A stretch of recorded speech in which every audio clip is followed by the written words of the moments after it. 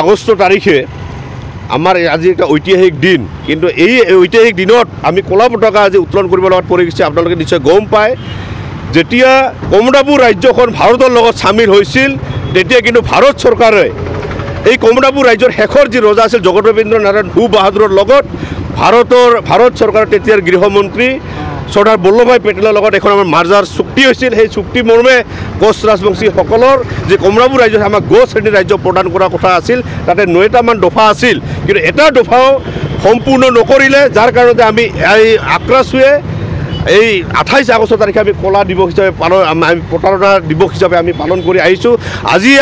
আজি এই প্ৰতিবাদস্থলীৰ পৰা আমি চৰকাৰক এটা কথা সকীয়াই দিব বিচাৰিছোঁ, অতি সোনকালে কোচ ৰাজবংশীসকলৰ যিখিনি সমস্যা, এই সমস্যা সমাধান কৰাৰ ক্ষেত্ৰত আগবাঢ়ি আহক, বাস্তৱসন্মত ৰূপ দিয়াৰ ব্যৱস্থা কৰক। কেৱল খালি মুখত যি আহে তাকে নিৰ্বাচনী ইস্তাহাৰত যি ডাঙৰ ডাঙৰ কথা কোৱা আৰু মুখত ডাঙৰ ডাঙৰ খালি কথা কোৱা, কোচ ৰাজবংশীসকলক ভাল পোৱা, খিলঞ্জীয়া ভূমিপুত্ৰসকলৰ সুৰক্ষাৰ কথা চিন্তা কৰা এইখন চৰকাৰ কেৱল অকাত মিছা কথা আৰু বোকা ছটিও খালি ৰাজনীতি কৰা দেখিবলৈ আমি পাইছোঁ। আমি সকীয়াই দিছোঁ কোচ ৰাজবংশী খিলঞ্জীয়াসকলৰ প্ৰতি অন্যায় অত্যাচাৰ আৰু এই প্ৰবঞ্চনা, প্ৰলোভন, প্ৰতাৰণা আৰু আপোনালোকৰ ৰঙা চকু আমি সহ্য নকৰোঁ। কম সময়ৰ ভিতৰত জংগী আন্দোলন কৰা হ'ব। গোটেই কোচ ৰাজবংশী সমাজ একত্ৰিত হৈ আছে। অতি কম সময়ৰ ভিতৰত কোচ ৰাজবংশীসকলৰ যদি এই দাবীসমূহক লৈ বাস্তৱসন্মত ৰূপ দিয়া যদি ব্যৱস্থা নকৰে, তেতিয়াহ'লে কিন্তু অনাগত বিধানসভা ইলেকশ্যনৰ আগত এইখন চৰকাৰক আমি থান বান কৰি দিয়াৰ ব্যৱস্থা আমি কৰিম।